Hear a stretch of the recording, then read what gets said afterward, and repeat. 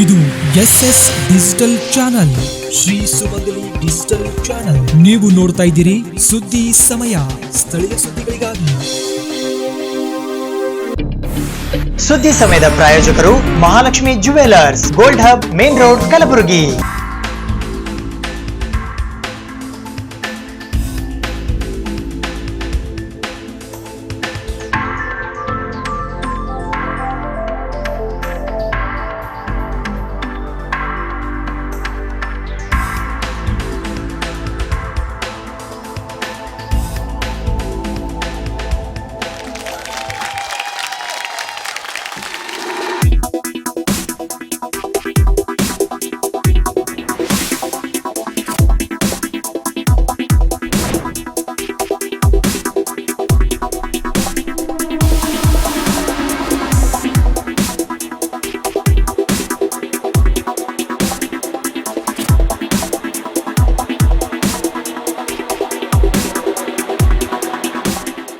Mahalakshmi jewellers, gold hub, main road, Gulbarga.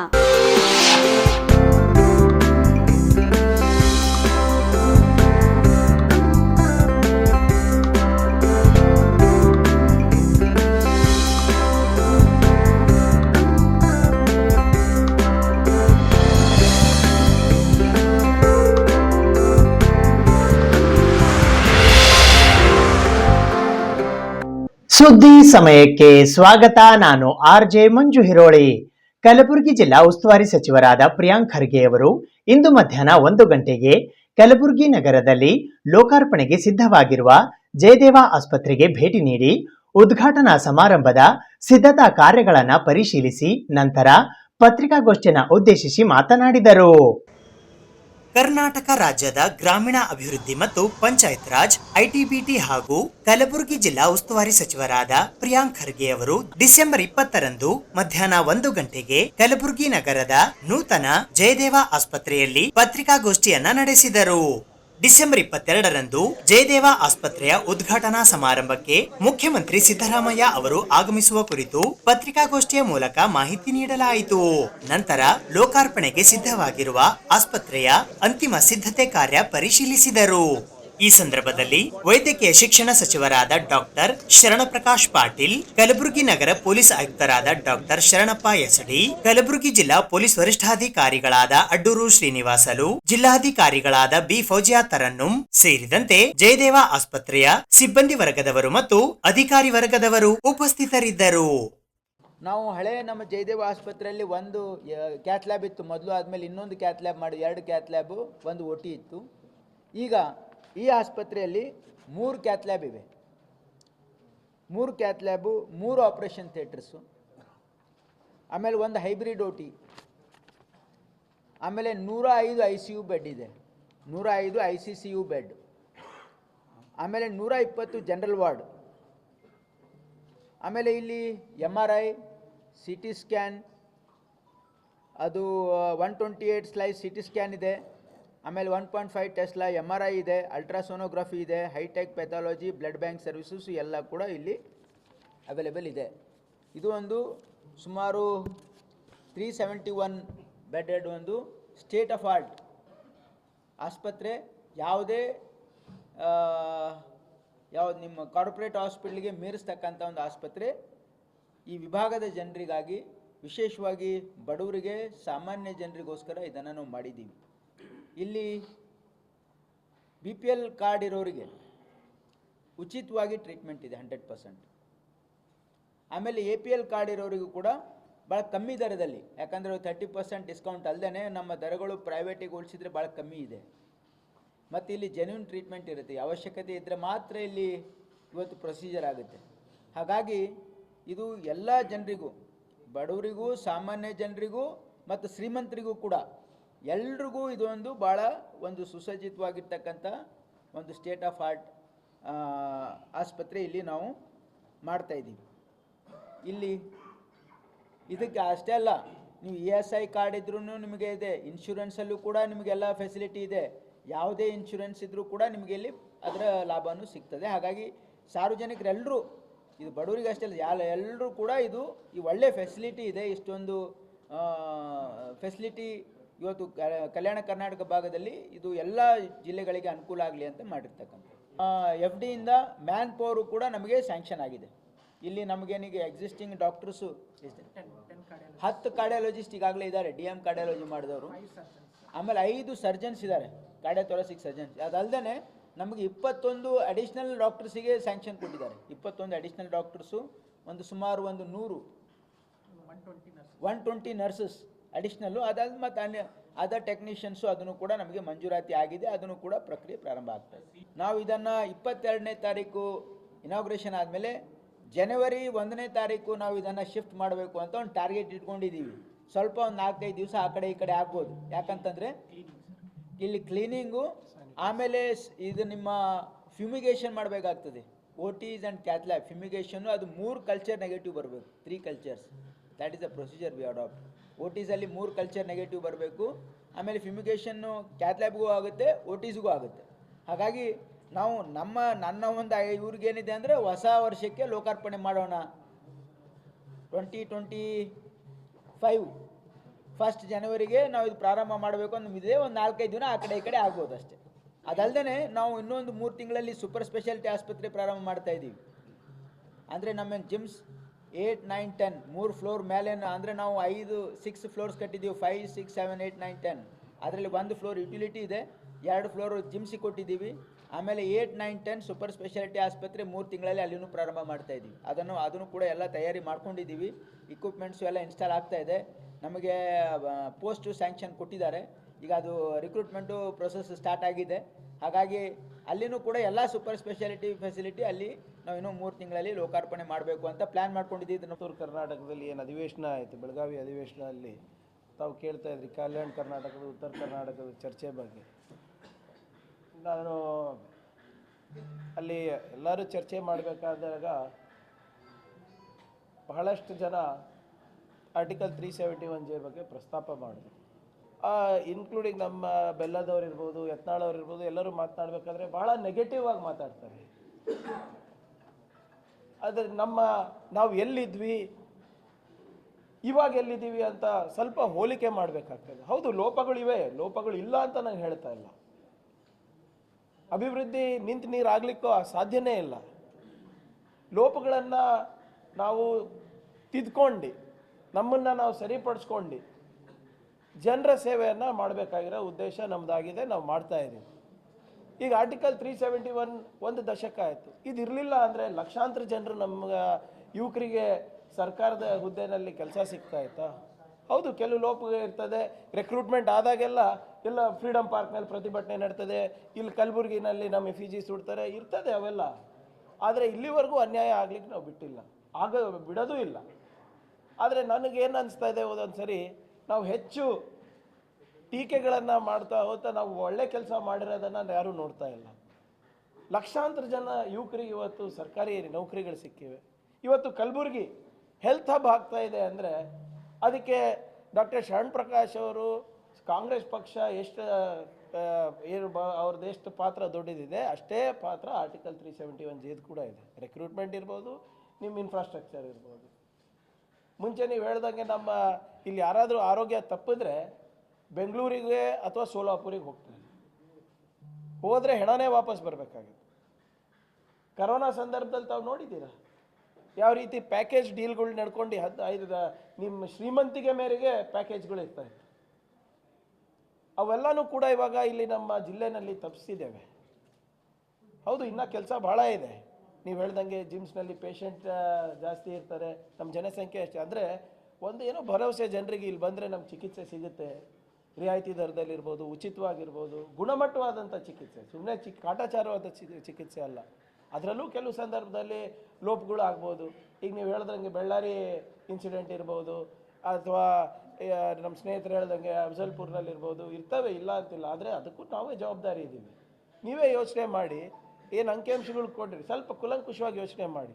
Out patients almost 6 lakh ಜನ, paediatric out patients ಅಂದರೆ ಮಕ್ಕಳು 19,000 ಜನ, ಇನ್ ಪೇಷಂಟ್ಸು 50,000 ಜನ, ಕ್ಯಾಥ್ಲ್ಯಾಬ್ ಪ್ರೊಸೀಜರ್ಸು 40,000 ಜನ, 25,000 ಆ್ಯಂಜಿಯೋಗ್ರಾಮ್ಸ್ ಆಗಿವೆ. ನಿಮ್ಮ ಸಾಹೇಬ್ರಿನ OPD ಇನ್ವೆಸ್ಟಿಗೇಷನ್ಸ್ ಲೆಕ್ಕ ಕೊಟ್ಟಿದ್ರೆ almost 4 lakh ECG, 2.5 lakh echo, ಎಕ್ಸ್ರೇನೇ 55 ಸಾವಿರ, TMT 21 ಸಾವಿರ, ಒಟ್ಟಾರೆ 14-15 ಲಕ್ಷ ಜನರಿಗೆ ಬರೀ ಜಯದೇವ ಸರ್ವಿಸ್ ಕೊಟ್ಟಿರೋದು. ನೀವು ಜಿಮ್ಸ್ ಬಿಟ್ಬಿಡ್ರಿ, ESIC ಬಿಟ್ಬಿಡ್ರಿ, ಮತ್ತು ಟ್ರಾಮಾ ಸೆಂಟರ್ ಬಿಟ್ಬಿಡ್ರಿ, 15 ಲಕ್ಷ ಜನರಿಗೆ ಇದು ನೆರವಾಗಿದೆ ಅಂದರೆ ಇದು ಉತ್ತಮವಾದಂಥ ಸಾಧನೆ ಅಂತ ನಾನು ಭಾವಿಸ್ತೀನಿ. ವಿಧಾನ ಪರಿಷತ್ ಸದಸ್ಯರಾದ ಸಿಟಿ ರವಿ ಅವರ ಬಂಧನವನ್ನ ಖಂಡಿಸಿ ಭಾರತೀಯ ಜನತಾ ಪಕ್ಷ ಕಲಬುರಗಿಯ ವತಿಯಿಂದ ಇಂದು ಪ್ರತಿಭಟನೆ ನಡೆಸಲಾಯಿತು. ಇಂದು ಮಧ್ಯಾಹ್ನ 12 ಗಂಟೆಗೆ ಜಿಲ್ಲಾಧಿಕಾರಿಗಳ ಕಚೇರಿಯ ಎದುರುಗಡೆ ಮಾಜಿ ಸಚಿವರಾದ ವಿಧಾನ ಪರಿಷತ್ ಸದಸ್ಯರಾದ ಸಿಟಿ ರವಿ ಅವರ ಬಂಧನವನ್ನ ಖಂಡಿಸಿ ಕಲಬುರಗಿಯ ಭಾರತೀಯ ಜನತಾ ಪಕ್ಷದ ವತಿಯಿಂದ ತುರ್ತು ಪ್ರತಿಭಟನೆಯನ್ನ ಹಮ್ಮಿಕೊಳ್ಳಲಾಗಿತ್ತು.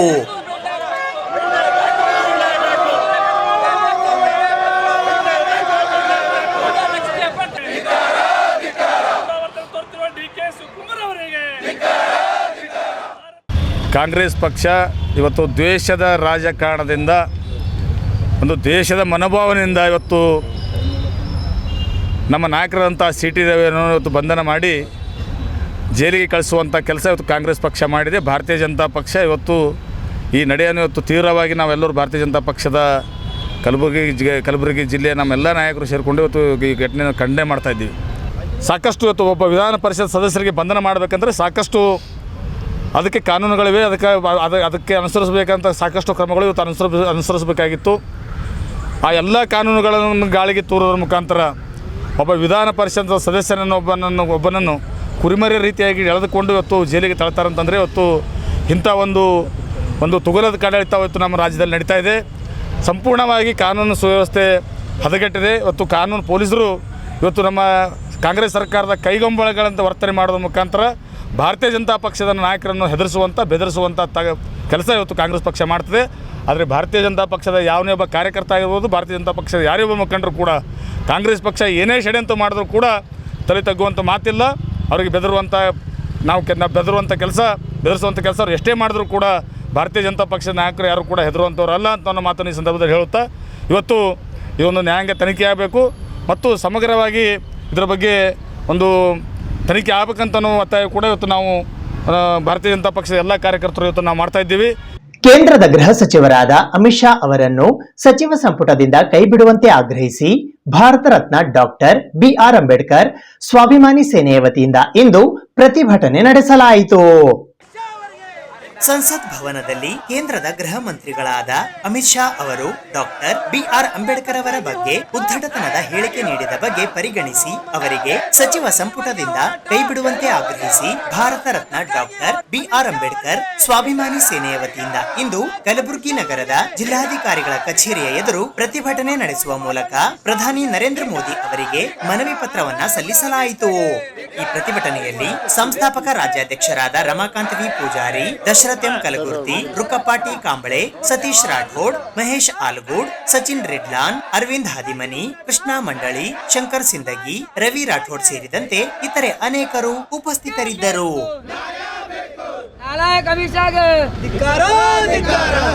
ಸಚಿವ ಸಂಪುಟ ಕೈ ಬಿಡ್ಲೇಬೇಕು. ಇವತ್ತಿನ ದಿವಸ ಮಾನ್ಯ ನರೇಂದ್ರ ಮೋದಿ ಅವರಿಗೆ ಒಂದು ಮನವಿ ಮಾಡ್ಲಕತ್ತೀವಿ. ಇವತ್ತು ಬಾಬಾ ಸಾಹೇಬ್ ಅಂಬೇಡ್ಕರ್ ಬಗ್ಗೆ ನಾಲಾಯಕ ಅಮಿತ್ ಶಾ ಅವರು ಏನು ವಿಚಾರ ಏನಪ್ಪ ಅಂತಂದ್ರೆ ಒಂದು ಆ ಥರ ಮಾತಾಡಿದ್ರೆ ಕ್ಷಮೆ ಕೇಳಬೇಕು ಅವ್ರಿಗೆ. ಹಾಗೆ ನರೇಂದ್ರ ಮೋದಿ ಅವರಿಗೆ ಸಚಿವ ಸಂಪುಟದ ಕೈ ಬಿಡಬೇಕಂತೇಳಿ ನರೇಂದ್ರ ಮೋದಿ ಅವ್ರಿಗೆ ಮನವಿ ಮಾಡ್ಲಕತ್ತೀವಿ. ಯಾಕಂದ್ರೆ ಅವ್ರಿಗೇಂದ ಸಚಿವ ಸಂಪುಟ ಕೈ ಬಿಡಲಿ ಅಂದ್ರೆ ಮುಂದಿನ ದಿನಗಳಲ್ಲಿ ಉಗ್ರವಾದ ಹೋರಾಟಗಳಿವಾಗ ಅಂತ ಹೇಳೋಕೆ ಇಷ್ಟಪಡ್ತೀವಿ. ಅಂಬೇಡ್ಕರ್ ಅಂತಕ್ಕಂಥ ಒಂದು ಪ್ಯಾಷನ್ ಆಗಿದೆ.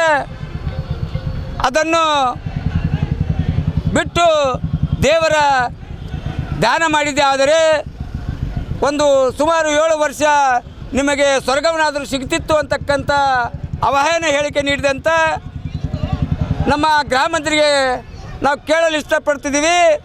ನಿನಗೆ ಇವತ್ತು ಉನ್ನತ ಸ್ಥಾನಕ್ಕೆ ಒಯ್ಯಬೇಕಾದರೆ ಡಾಕ್ಟರ್ ಬಾಬಾ ಸಾಹೇಬ್ ಅಂಬೇಡ್ಕರ್ ಸಂವಿಧಾನ ಮಾತ್ರ, ಯಾವುದೇ ದೇವರ ಜಪದಿಂದ ನೀನು ಸಂವಿಧಾನದಲ್ಲಿ ಯಾವುದೇ ದೇವರ ಜಪದಿಂದ ನೀನು ಗೃಹ ಮಂತ್ರಿ ಆಗೋದಕ್ಕೆ ಆಗಿಲ್ಲ.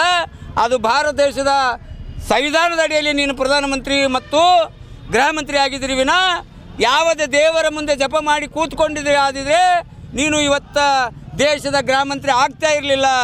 ಆದ್ದರಿಂದ ಈ ಭಾರತ ದೇಶದ ಒಂದು ಅಂಬೇಡ್ಕರ್ ವಿರೋಧಿ ಸರ್ಕಾರ ಅಂತಕ್ಕಂಥದ್ದು ಹೇಳಲು ಇಷ್ಟಪಡ್ತಾ ಇದ್ದೀವಿ. ಇವತ್ತಿನ ದಿನ ನಾವು ಇಷ್ಟೇ ಆಗ್ರಹಪಡಿಸ್ತೀವಿ, ಈ ಭಾರತ ದೇಶದ ಗೃಹ ಮಂತ್ರಿ ಆಗೋದಕ್ಕೆ ನೀನು ಯೋಗ್ಯನಲ್ಲ. ಅದಕ್ಕೆ ನರೇಂದ್ರ ಮೋದಿ ಅವರಿಗೆ ನಾವು ಮನವಿ ಮಾಡಿಕೊಳ್ತಾ ಇದ್ದೀವಿ, ಅವನಿಗೆ ಕೇಂದ್ರ ಸಚಿವ ಸಂಪುಟದಿಂದ ಕೈಬಿಟ್ಟು ಭಾರತ ದೇಶದ ಜನತೆ ಹತ್ರ ತಾವು ಕ್ಷಮೆ ಕೇಳಬೇಕಂತಕ್ಕಂಥದ್ದು. ನೀವೊಂದು ವೇಳೆ ಕ್ಷಮೆ ಕೇಳಿದ ಹೋದರೆ ಇಡೀ ಭಾರತ ದೇಶ ಹೊತ್ತುರಿತಕ್ಕಂಥ ಕೆಲಸ ನಾವು ಮಾಡಬೇಕಾಗ್ತದೆ ಅಂತ ಕೂಡ ಎಚ್ಚರಿಕೆ ಕೊಡ್ತಾ ಇದ್ದೀವಿ.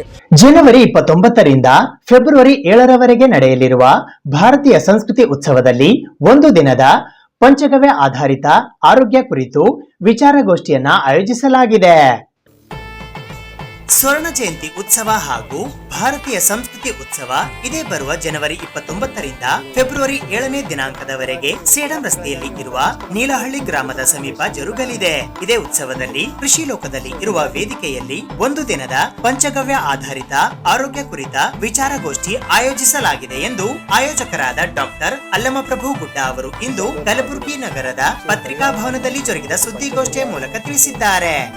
ಈ ಸುದ್ದಿಗೋಷ್ಠಿಯಲ್ಲಿ ಬೆಂಗಳೂರಿನ ಖ್ಯಾತ ಪಂಚಗವ್ಯ ಚಿಕಿತ್ಸಕರಾದ ಡಾಕ್ಟರ್ ಡಿಪಿ ರಮೇಶ್, ಸಂಯೋಜಕರಾದ ಶೇಷಾದ್ರಿ ಕುಲಕರ್ಣಿ, ಸ್ವಾಗತ ಸಮಿತಿಯ ಸದಸ್ಯರಾದ ಶ್ರೀಮಂತ ನವಲದಿ ಉಪಸ್ಥಿತರಿದ್ದರು. ಪರಮ ಪೂಜ್ಯ ಶ್ರೀ ಅದೃಶ್ಯ ಕಾಡಸಿದ್ದೇಶ್ವರ ಮಹಾಸ್ವಾಮಿಗಳು ಕನೇರಿ ಮಠ ಕೊಲ್ಲಾಪುರ ಅವರು ಉದ್ಘಾಟನಾ ಅವಧಿಯಲ್ಲಿ ಇರ್ತಾರೆ. ಅದೇ ಉದ್ಘಾಟನಾ ಅವಧಿಯಲ್ಲಿ ಇಲ್ಲಿ ಪ್ರಸಿದ್ಧ ಎಂ ಮಹದೇವಪ್ಪ ರಾಂಪುರೆ ಮೆಡಿಕಲ್ ಕಾಲೇಜಿನ ಡೀನ್ ಏನಿದ್ದಾರೆ ಮತ್ತು ಚಿಕ್ಕ ಮಕ್ಕಳ ತಜ್ಞರಾದಂಥ ಡಾಕ್ಟರ್ ಶರಣಗೌಡ ಪಾಟೀಲ್ ಅವರು ಇರ್ತಾರೆ ಉದ್ಘಾಟನಾ ಕಾರ್ಯಕ್ರಮದಲ್ಲಿ. ಆಮೇಲೆ ಸಾಯಂಕಾಲ 5 ಗಂಟೆಗೆ ಸಮಾರೋಪ ಇರುತ್ತೆ. ಸೊ ಸಮಾರೋಪದಲ್ಲಿ ನಮ್ಮ ಹೃದಯ ರೋಗ ತಜ್ಞರೇನಿದ್ದಾರೆ ಮತ್ತು ಪ್ರಸ್ತುತ ಸಂಸತ್ ಸದಸ್ಯರೇನಿದ್ದಾರೆ ಡಾಕ್ಟರ್ CN ಮಂಜುನಾಥ್ ಸರ್ ಅವರು ಸಮಾರೋಪದಲ್ಲಿರ್ತಾರೆ. ಸೊ ಹೀಗೆ ಇಡೀ ರಾಷ್ಟ್ರಮಟ್ಟದ ವಿಚಾರ ಸಂಕಿರಣ ಬೆಳಗ್ಗೆ 9ರಿಂದ 5 ಗಂಟೆವರೆಗೆ ನಡೀತದೆ. ಆಮೇಲೆ ಈ ಕಾರ್ಯಕ್ರಮದಲ್ಲಿ ನಾವು ಇದು ನ್ಯಾಷನಲ್ ಲೆವೆಲ್ ಅಂತ ಹೇಳಿ ನಾವು ಪ್ರೊಜೆಕ್ಟ್ ಮಾಡಿರೋದ್ರಿಂದ ಸೊ ಹೀಗಾಗಿ ಈ ಕ್ಷೇತ್ರದಲ್ಲಿ ಇಡೀ ಯಾವುದೋ 5 ವರ್ಷ 10 ವರ್ಷ ಅಂತಲ್ಲ, ತಮ್ಮ ಪ್ರೊಫೆಷನ್ ಶುರು ಆದಮೇಲೆ ಈಗಿನವರೆಗೂ ತಮ್ಮ ಜೀವನನೇ ಪಂಚಗವ್ಯ ಸಲುವಾಗೇ ಮೀಸಲಿಟ್ಟಿದ್ದಾರೆ. ಮತ್ತು ಅವ್ರು ಮಾತಾಡ್ತಾರಂತಲ್ಲ, they are exclusively practising on ಅಂದರೆ ಅವರು ಪೂರ್ತಿ ಚಿಕಿತ್ಸಾ ಏನು ಪೇಷಂಟ್ಗಳು ನೋಡ್ತಾರೆ. ನೆಗಡಿ, ಕೆಮ್ಮು, ಜ್ವರದಿಂದ ಹಿಡ್ಕೊಂಡು ಕ್ಯಾನ್ಸರ್ವರೆಗೆ ಯಾವುದೇ ಪೇಷಂಟ್ ಬಂದರೂ ಅವರು ಪಂಚಗವ್ಯ ಆಧಾರಿತವಾದಂಥ ಚಿಕಿತ್ಸೆನೇ ನೀಡ್ತಾರೆ. ಸೊ ಅಂಥ ಒಟ್ಟು 6 ಜನಕ್ಕೆ ನಾವು ಇಲ್ಲಿ ಆ್ಯಸ್ ಎ ರಿಸೋರ್ಸ್ ಪರ್ಸನ್ ಅಂಥೇಳಿ ಕರೆಸಿದ್ದೀವಿ. ಸೊ ಯಾವುದೇ ಥರದ ಪಂಚಗವ್ಯ ವಿಷಯದ ಮೇಲೆ ಯಾವುದೇ ಒಂದು ಕ್ವಾರೀಸ್ ಇದ್ದರೆ, ಯಾಕೆಂದರೆ ವಿಶೇಷವಾಗಿ ಆಯುರ್ವೇದಿಕ್ ಮೆಡಿಕಲ್ ಕಾಲೇಜ್ನವ್ರು ಪ್ರಾಕ್ಟೀಷನರ್ಸ್ ಇವರೆಲ್ಲ ಬರ್ತಾ ಇರೋದ್ರಿಂದ, ಅಥವಾ ಜನರಿಗೆ ಅನಿಸ್ತದೆ ಸಾಕಷ್ಟು ಪೇಷಂಟ್ಸ್ಗಳಿಗೆ ನಾವು ಕ್ಯಾನ್ಸರ್ನಲ್ಲಿ ತೊಗೋಬೋದೇನಂತೇಳಿ, ಅಥವಾ ಕ್ಯಾನ್ಸರ್ ತೊಗೋಬೋದ್ರಿ ಡಯಾಬಿಟಿಕ್ನಾಗೇನು, ಸೊ ಬೇರೆ ಬೇರೆ ವ್ಯಾಧಿಗಳಿಗೆ ನಾವು ಪಂಚಗವ್ಯ ಆಧಾರಿತ ಚಿಕಿತ್ಸೆ ಹೇಗೆ ತೊಗೋಬೇಕನ್ನೋಂಥ ಸಾಕಷ್ಟು ಪ್ರಶ್ನೆ ಇರುವಂಥ ಜನ ಬರ್ತಾರೆ. ಸೊ ಹೀಗಾಗಿ ಅದೇ ಕ್ಷೇತ್ರದಲ್ಲಿ ಯಾರು ತಮ್ಮನ್ನು ತಾವು ಮುಡಿಪಾಗಿ ಇಟ್ಕೊಂಡಿದ್ದಾರೆ ಅಂಥ ಜನರನ್ನಲ್ಲಿ ರಿಸೋರ್ಸ್ ಪರ್ಸನ್ ಅಂತ ಕರಿತಾ ಇದ್ದೇವೆ. ಇದು ಜನರಿಗೆ ಅವೇರ್ನೆಸ್ ಆಗಬೇಕು ಅನ್ನೋ ದೃಷ್ಟಿಯಲ್ಲಿ ಮತ್ತು ವೈದ್ಯಕೀಯ ಕ್ಷೇತ್ರದಲ್ಲಿ ವೈದ್ಯಕೀಯ ವಿದ್ಯಾರ್ಥಿಗಳು ಇದ್ರ ಮೇಲೆ ಕಲಿಕೆಗೆ ತಿಳ್ಕೊಳ್ಳುವಂಥ ವಿಷಯ ಮತ್ತು ಕಲಿಯುವಂಥ ವಿಷಯ ಆಗಿರೋದ್ರಿಂದ ಇವತ್ತು ಕಲ್ಯಾಣ ಕರ್ನಾಟಕದಲ್ಲಿ ಇವತ್ತು ಪಂಚಗವ್ಯ ಸೈಂಟಿಫಿಕ್ ಅಂದರೆ ಒಂದು ಆಯುರ್ವೇದದಲ್ಲಿ ಶಾಸ್ತ್ರ ಇವತ್ತು ಏನು ಹೇಳಿದೆ ಅದನ್ನು ಇವತ್ತು ಪ್ರೆಸೆಂಟ್ ವೈಜ್ಞಾನಿಕವಾಗಿ ಸಂಶೋಧನೆಗಳಿಂದ ಸಾಬೀತುಪಡಿಸಿರುವಂಥ ವಿಷಯಗಳನ್ನು ಇವತ್ತು ಜನರಿಗೆ ತಿಳಿಸುವಂಥದ್ದು ಮತ್ತು ನಮ್ಮ ವೈದ್ಯಕೀಯ ಕ್ಷೇತ್ರದ ಫ್ಯಾಕಲ್ಟಿಗಳು ಏನಿದೆ ಈ ವಿಷಯಗಳು ತಿಳಿಸುವಂಥ ಅವಶ್ಯಕತೆ ಮತ್ತು ಜನರಲ್ಲಿ ಅವೇರ್ನೆಸ್ ಆಗಬೇಕು ಅನ್ನುವಂಥದ್ದು, ಮತ್ತು ಇನ್ನೂ ಈ ದೇಶದಲ್ಲಿ ಇದರ ಮೇಲೆ ಸಂಶೋಧನೆಗಳು ನಡೆಯೋ ದೃಷ್ಟಿಯಿಂದ ಈ ಕಾರ್ಯವನ್ನು ಇವತ್ತು ನಾವಿಲ್ಲಿ ಒಂದು ದಿನದ ಸೈಂಟಿಫಿಕ್ ಸೆಮಿನಾರ್, ಇವತ್ತು ಪಂಚಗವ್ಯ ಸೈಂಟಿಫಿಕ್ ಸೆಮಿನಾರ್ನ ಇವತ್ತು ಅನೇಕ ತಜ್ಞರ ಸಹಕಾರದೊಂದಿಗೆ ಮತ್ತು ವೈಜ್ಞಾನಿಕ ಆಧಾರದ ಮೇಲೆ ಇವತ್ತು ಸೆಮಿನಾರನ್ನು ಇದನ್ನು ಈ ಸಂದರ್ಭದಲ್ಲಿ ಮಾಡ್ತಾ ಇರುವಂಥದ್ದು ಒಂದು ದೊಡ್ಡ ಕಾರ್ಯ. ಸುದ್ದಿ ಇನ್ನು ಇವೆ, ಸದ್ಯಕ್ಕೆ ಬ್ರೇಕ್. ಇದು SS ಡಿಜಿಟಲ್ ಚಾನಲ್, ಶ್ರೀ ಸುಮಂಗಲಿ ಡಿಜಿಟಲ್ ಚಾನಲ್. ನೀವು ನೋಡ್ತಾ ಇದ್ದೀರಿ ಸುದ್ದಿ ಸಮಯ, ಸ್ಥಳೀಯ ಸುದ್ದಿಗಳಿಗಾಗಿ. ಸುದ್ದಿ ಸಮಯದ ಪ್ರಾಯೋಜಕರು Mahalakshmi jewellers, gold hub, main road, Kalaburagi. ಹಿಂದುಳಿದ ವರ್ಗಗಳ ನಿಗಮಗಳಿಗೆ ಅನುದಾನ ಬಿಡುಗಡೆ ಮಾಡುವಂತೆ ಇಂದು ಭಾರತೀಯ ಜನತಾ ಪಕ್ಷದ ಹಿಂದುಳಿದ ವರ್ಗಗಳ ಮೋರ್ಚಾದ ವತಿಯಿಂದ ಪತ್ರಿಕಾಗೋಷ್ಠಿಯ ಮೂಲಕ ಆಗ್ರಹಿಸಲಾಯಿತು. ಘೋಷಣೆ ಮಾಡ್ರೆ ಅಷ್ಟೇ ಅವ್ರು ಹಿಂದುಳಿದ ವರ್ಗಗಳ ನಿಗಮಗಳಿಗೆ ಅನುದಾನ ಬಿಡುಗಡೆ ಮತ್ತು ನೆಟೆ ರೋಗದಿಂದ ಹಾಳಾಗಿರುವ ಬೆಳೆಗಳಿಗೆ ಪರಿಹಾರ ನೀಡುವಂತೆ ಭಾರತೀಯ ಜನತಾ ಪಕ್ಷ ಹಿಂದುಳಿದ ವರ್ಗಗಳ ಮೋರ್ಚಾ ಕಲಬುರಗಿ ಜಿಲ್ಲೆಯ ವತಿಯಿಂದ ಒಬಿಸಿ ರಾಜ್ಯ ಪ್ರಧಾನ ಕಾರ್ಯದರ್ಶಿಗಳಾದ ಅವ್ವಣ್ಣ ಮ್ಯಾಗೇರಿಯವರು ಇಂದು ಕಲಬುರಗಿ ನಗರದ ಪತ್ರಿಕಾ ಭವನದಲ್ಲಿ ಜರುಗಿದ ಸುದ್ದಿಗೋಷ್ಠಿಯ ಮೂಲಕ ಆಗ್ರಹಿಸಿದ್ದಾರೆ. ಈ ಸುದ್ದಿಗೋಷ್ಠಿಯಲ್ಲಿ ಒಬಿಸಿ ನಗರ ಜಿಲ್ಲಾಧ್ಯಕ್ಷರಾದ ದೇವೇಂದ್ರ ದೇಸಾಯಿ ಕಲ್ಲೂರ್, ಒಬಿಸಿ ಕಾರ್ಯಕಾರಿಣಿ ಸದಸ್ಯರಾದ ಶರಣಗೌಡ ಐಕೂರ್, ಬಸವರಾಜ್ ಗುಂಡಲಗೇರಿ, ಒಬಿಸಿ ರಾಜ್ಯ ಕಾರ್ಯದರ್ಶಿ ಈರಣ್ಣ ಹಡಪದ್, ಒಬಿಸಿ ಜಿಲ್ಲಾ ಪ್ರಧಾನ ಕಾರ್ಯದರ್ಶಿ ಜಯಸಿಂಗ್ ಠಾಕೂರ್, ಬೀರಣ್ಣ ಕಲ್ಲೂರ್, ಒಬಿಸಿ ಜಿಲ್ಲಾ ಮುಖಂಡರಾದ ಬಸವರಾಜ್ ಮದ್ರಿಕಿ ಸೇರಿದಂತೆ ಇತರರು ಉಪಸ್ಥಿತರಿದ್ದರು. ಇಡೀ ರಾಜ್ಯಾದ್ಯಂತ ಈ ಹಿಂದುಳಿದ ವರ್ಗಗಳಿಗೆ ನ್ಯಾಯ ಕೊಡುವ ಸಲುವಾಗಿ ರಾಜ್ಯ ಹಿಂದುಳಿದ ಮೋರ್ಚಾದ ಪ್ರತಿ ಜಿಲ್ಲೆಯಿಂದಲೂ ಕೂಡ ಪ್ರತಿಭಟನೆ ಮಾಡಿ ಸಾಕಷ್ಟು ಒತ್ತಾಯವನ್ನು ಕೂಡ ಮಾಡಿದ್ರು ಕೂಡ ಈ ಬಗ್ಗೆ ಹಲವಾರು ಪತ್ರಿಕೆಗಳು ರಾಜ್ಯ ಮಟ್ಟದ ಒಂದು ಸುದ್ದಿಯನ್ನು ಮಾಡಿ ಅವ್ರ ಮೇಲೆ ಒತ್ತಡ ತಂದರೂ ಕೂಡ ಇವತ್ತು ಹಾರಿಕೆ ಉತ್ತರವನ್ನು ಕೊಡುತ್ತಾ ಈ ಸಮುದಾಯಕ್ಕೆ ಮತ್ತೆ ಅನ್ಯಾಯ ಮಾಡಿದ್ರ ವಿರುದ್ಧ ನಾವು ಏನು ನಾಳೆ 22ನೇ ತಾರೀಕಿಗೆ ಕಲಬುರಗಿ ಜಿಲ್ಲೆಗೆ ಸನ್ಮಾನ್ಯ ಮುಖ್ಯಮಂತ್ರಿಗಳು ಬರ್ತಾರೆ, ಅವರಿಗೆ ಗಮನ ಸೆಳೆಯುವ ನಿಟ್ಟಿನಲ್ಲಿ ಮತ್ತು ಅವರಿಗೆ ಒತ್ತಾಯ ಮಾಡುವ ನಿಟ್ಟಿನಲ್ಲಿ ಮತ್ತೆ 22ನೇ ತಾರೀಕಿನ ದಿವಸ ಈ ಒಬಿಸಿ ಮೋರ್ಚಾ ವತಿಯಿಂದ ನಗರದ ವಲ್ಲಭಾಯ್ ಪಟೇಲ್ ಸರ್ಕಲ್ದಲ್ಲಿ ಮತ್ತೆ ಬೃಹತ್ ಪ್ರತಿಭಟನೆಯನ್ನು ನಾವು ಹಮ್ಮಿಕೊಂಡಿದ್ದೀವಿ. ಈ ಪ್ರತಿಭಟನೆಯ ಮುಖ್ಯ ಉದ್ದೇಶ ಇಷ್ಟೇ, ಅವರಿಗೆ ಈ ಒಂದು ಸರ್ಕಾರಕ್ಕೆ ಕಣ್ಣಿಲ್ಲ ಬಾಯಿಲ್ಲ, ಈ ಸರ್ಕಾರ ಒಂದು ದಪ್ಪ ಚರ್ಮದ ಒಂದು ಲಜ್ಜಿಗೆಟ್ಟ ಸರ್ಕಾರ ಇದೆ. ದೇವರಾಜ ಅರಸ ಅಭಿವೃದ್ಧಿ ನಿಗಮಕ್ಕೆ ಈ ವರ್ಷ ಏನು ಗಂಗಾ ಕಲ್ಯಾಣ ಯೋಜನೆ, ಅರಿವು ಶಿಕ್ಷಣ ಯೋಜನೆ, ಸ್ವಯಂ ಉದ್ಯೋಗ ಸಾಲ ಯೋಜನೆ ಮತ್ತು ಸ್ವಾವಲಂಬಿ ಸಾರಥಿ ಯೋಜನೆ, ಹೊಲಿಗೆ ಅಂತ ವಿತರಣೆ ಯೋಜನೆ, ಈ ರೀತಿಯಾದಂಥ ಯೋಜನೆಗಳವ. ಇದರಲ್ಲಿ ಎಷ್ಟು ಭೌತಿಕ ಅಂದರೆ ಬರೀ 36 ಗುರಿ ಕೊಡ್ತಾರವ್ರು ಒಂದು ದೇವರಾಜ ವೈಯಕ್ತಿಕ ಸಾಲಕ್ಕೆ.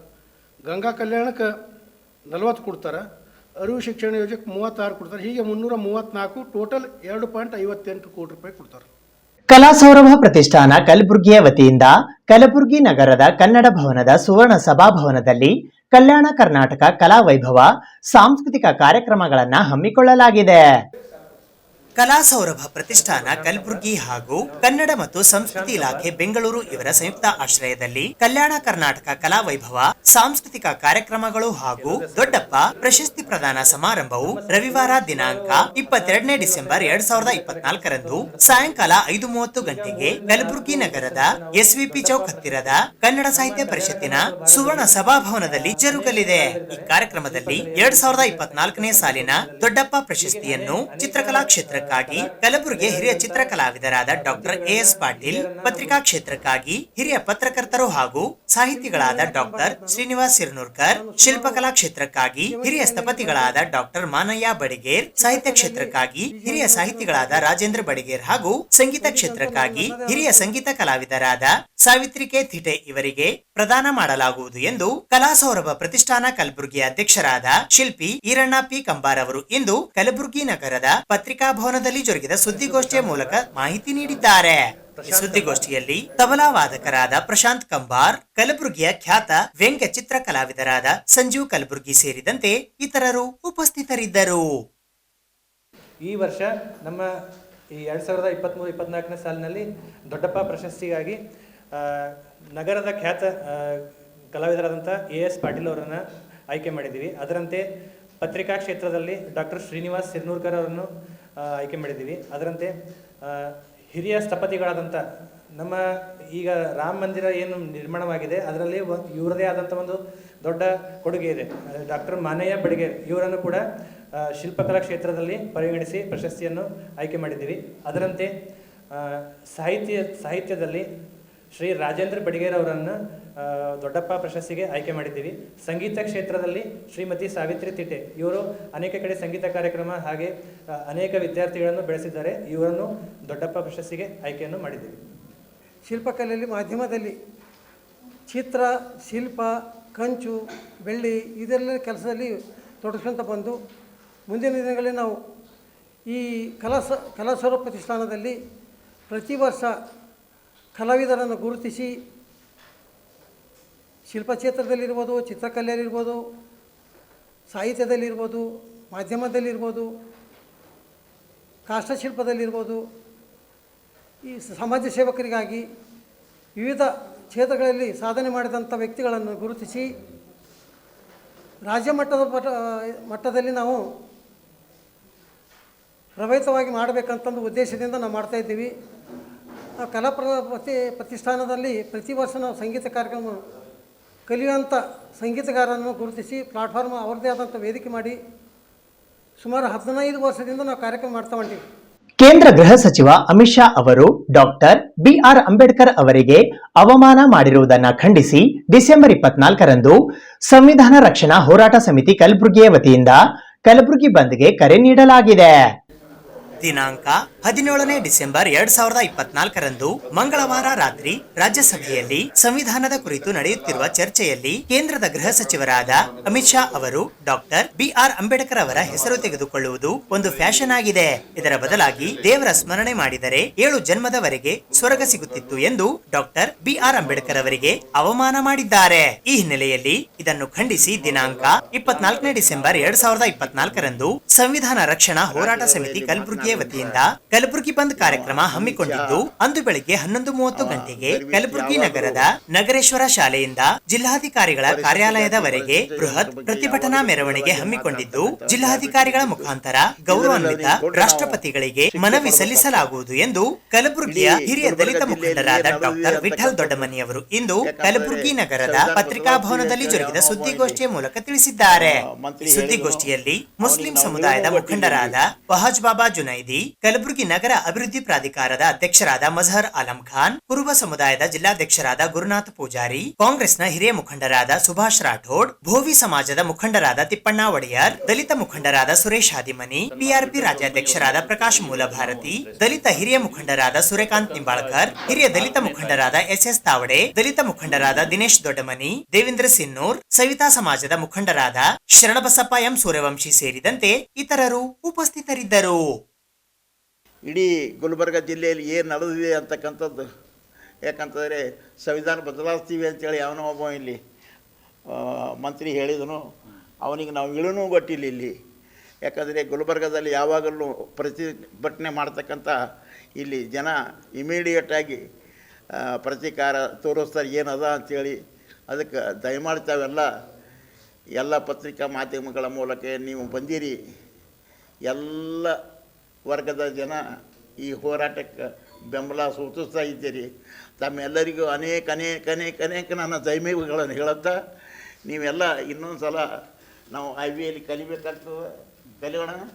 ಆಮೇಲೆ ಎಲ್ಲರೂ ತಮ್ಮ ತಮ್ಮ ವರ್ಗದ ಜನರಿಗೆ ಹೇಳ್ಕೊಂಡು ಸರಿಯಾದ ರೀತಿಯ ಶಾಂತಿ ಮತ್ತು ಸುವ್ಯವಸ್ಥೆ ರೀತಿಯಿಂದ ಬಂದು ನಾವು ಇದಕ್ಕೆ ಯಶಸ್ವಿಗೊಳಿಸಬೇಕಂತೇಳಿ ನಿಮ್ಮೆಲ್ಲರಲ್ಲಿ ಕೈ ಮುಗಿದು ಕಳಕಳಿಯಿಂದ ನಾನು ಬೇಡ್ಕೊಳ್ತೇನೆ. ಕಲಬುರಗಿಯಲ್ಲಿ ಬಂದ್ ಕರೆ ನೀಡ್ತಾ ಇದ್ದೀವಿ. ಒಬ್ಬ ದಾರಿಯಲ್ಲಿ ಇರ್ತಕ್ಕಂಥ ದನ ಕಾಯ ಹುಡುಗ ಕೂಡ ಆ ರೀತಿ ಹೇಳಲ್ಲ. ಇವತ್ತು ನಾಳೆ ಅಂಬೇಡ್ಕರ್ ಹೆಸರು ಹೇಳೋದು ಫ್ಯಾಷನ್ ಆಗಿಬಿಟ್ಟಿದೆ. ಅಂಬೇಡ್ಕರ್ ಅಂಬೇಡ್ಕರ್ ಅಂಬೇಡ್ಕರ್ ಅಂತ ಹೆಸರು ಹೇಳೋ ಬದಲಾಗಿ, ಜಪ ಮಾಡೋರ ಬದಲಾಗಿ ದೇವ್ರ ಜಪ ಮಾಡಿದರೆ 7 ಜನ್ಮಕ್ಕೆ ಸ್ವರ್ಗ ಸಿಕ್ಕಿರೋದು ಅಂತ. ಇದು ನೋಡೋಕ್ಕೆ ಬಹಳ ಸರಳವಾಗಿ ಕಂಡರೂ ಕೂಡ, ಯಾಕೆ ಅಂಬೇಡ್ಕರ್ ಹೆಸರಿನ ಜಪ ಮಾಡಿದ್ರೆ ಸ್ವರ್ಗಕ್ಕೆ ಹೋಗಲ್ವಾ? ಅಂಬೇಡ್ಕರ್ ಹೆಸರಿನ ಜಪ ಮಾಡಿದ್ರೆ ಅದು ಧಾರ್ಮಿಕ ಅಲ್ವಾ? ಮಾನವೀಯತೆ ಅಲ್ವಾ? ಅಮಿತ್ ಶಾ ಅವರು ಹೇಳಿರ್ತಕ್ಕಂಥ ಹೇಳಿಕೆ ಹಿಂದೆ ಈ ದೇಶದ ಮನುವಾದಿ ಮಾನಸಿಕತೆ ಕೆಲಸ ಮಾಡಿದೆ.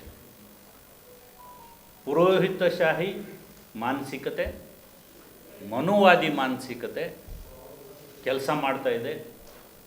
ಸಂಘ ಪರಿವಾರದ ಒಬ್ಬ ಪ್ರತಿನಿಧಿಯಾಗಿ ಅಮಿತ್ ಶಾ ಅವರು ಆ ರೀತಿ ಅವರ ಮನಸ್ಸಿನ ಮಾತು ಹೊರಗೆ ಹಾಕಿದ್ದಾರೆ.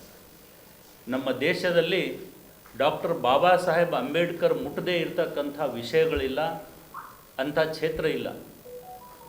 ದಾಮೋದರ್ ವ್ಯಾಲಿ ಪ್ರಾಜೆಕ್ಟ್ನಂಥ ದೊಡ್ಡ ಈ ದೇಶಕ್ಕೆ ಇರಿಗೇಷನ್ ಬಗ್ಗೆ ವಿಚಾರ ಮಾಡಿರ್ತಕ್ಕಂಥ ಅಂಬೇಡ್ಕರ್ ಅವರು ಪ್ರಾಬ್ಲಮ್ ಆಫ್ ದ ರುಪಿ ಅಂತ ಪುಸ್ತಕ ಬರೆಯೋ ಮುಖೇನ ಆ ಕಾಲದಲ್ಲಿ ಇಡೀ ಭಾರತದ ಆರ್ಥಿಕ ವ್ಯವಸ್ಥೆ ಬಗ್ಗೆ ಚಿಂತನೆ ಮಾಡಿರ್ತಕ್ಕಂಥ ಡಾಕ್ಟರ್ ಬಾಬಾ ಸಾಹೇಬ್ ಅಂಬೇಡ್ಕರ್, ಭಾರತ ಭೂಮಿ ಮೇಲಿರ್ತಕ್ಕಂಥ ಎಲ್ಲರಿಗೆ ಸಮಾನ ಹಕ್ಕು, ಸಮಾನ ಅವಕಾಶ, ಸಮಾನತೆ, ಬಂಧುತ್ವ ಇದೆಲ್ಲ ತತ್ವ ನೀಡಿರ್ತಕ್ಕಂಥ ಡಾಕ್ಟರ್ ಬಾಬಾ ಸಾಹೇಬ್ ಅಂಬೇಡ್ಕರ್ ಯಾವ ದೇವರಿಗಿಂತನೂ ಕಡಿಮೆ ಇಲ್ಲ, ಎಲ್ಲ ಜನಾಂಗಕ್ಕೆ ಅವರಿಗುವುದಲ್ಲ.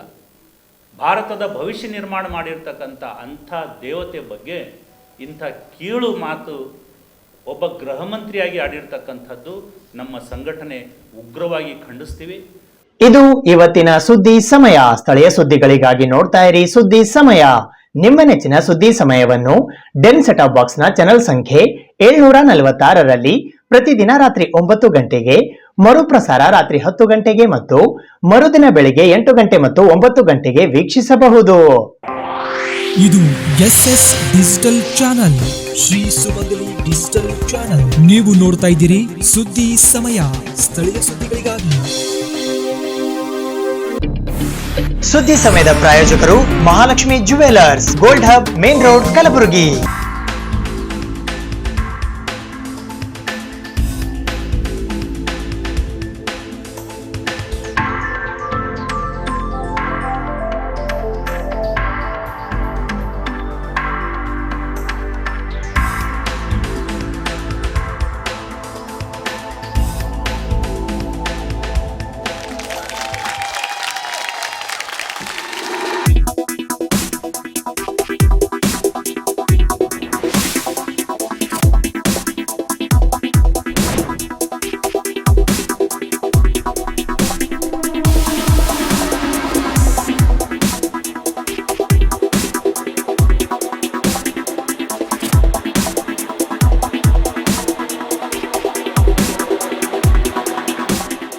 Mahalakshmi jewellers, gold hub, main road, Gulbarga.